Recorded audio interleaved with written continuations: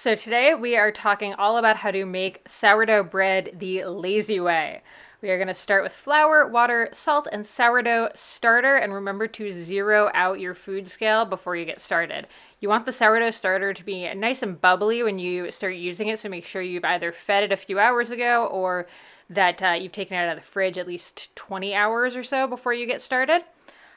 Then we are just gonna get going here. So I use filtered water just for the sake of using filtered water, but you don't have to. We're gonna zero out that scale, make sure it's at zero for sure. Then we're gonna add 380 grams of water. Just be careful as it's sloshing around. It's very easy to go over by accident. So just take it nice and slow. And once that's done, it's time to add in our starter. So we're going to add around 100 grams of starter. It can be 100, 110, doesn't really matter.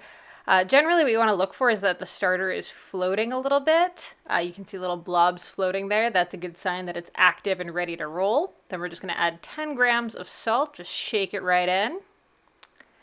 And once that's done, we're just going to mix up our wet ingredients. This is just going to help sort of make sure that our sourdough, once we add the flour, that the starter actually connects with all of the flour in our bowl. Otherwise, you end up with kind of a weird blend of some flour that's just gotten water on it. So you end up with a weird gluten-y kind of vibe and not the poofy sourdough that you're hoping for.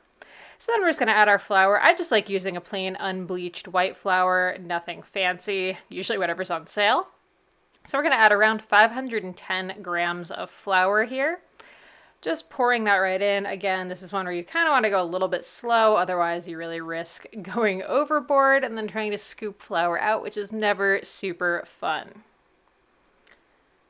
And so once that's all done, we're just going to stir it around, just make sure that it's getting into that shaggy state of being. So we're not going to knead it. We're not going to stir it a lot. We're just trying to get all of the flour nice and wet. Try to get that starter really working on our flour. Okay, after this, we're just going to cover this up with a damp towel, nice and simple. And then we wait. So we wait about 60 minutes. Then we're going to envelope it. So we're just going to kind of pull it up and sort of fold it over itself. Just a few times around, just really scraping it off the sides, making a nice little ball of it, and then we're just going to recover it. And then we are going to wait 10 to 12 hours. We want the dough to be doubled in size, and then we're going to envelope it again. This is where I start setting my timers, because otherwise I will walk away and forget it for 24 hours, and then we have a giant mess of bread that has overflown the bowl, which is never a good thing. Now we're going to preheat our oven to 450 degrees. We're going to line our cast iron with parchment paper. I really like this parchment paper that's backed with foil. It's sort of a cyclist's best friend. It's great for wrapping rice cakes up so they don't get all sticky and fall everywhere in your pocket. But it also works amazingly for sourdough bread, and you can actually usually do about 3 loaves with the same piece before you need to toss it, unlike parchment paper where it's definitely one and done and it can be sticky. This stuff is just really good quality, and we have a link to it just over on consummateathlete.com where you can read the entire recipe.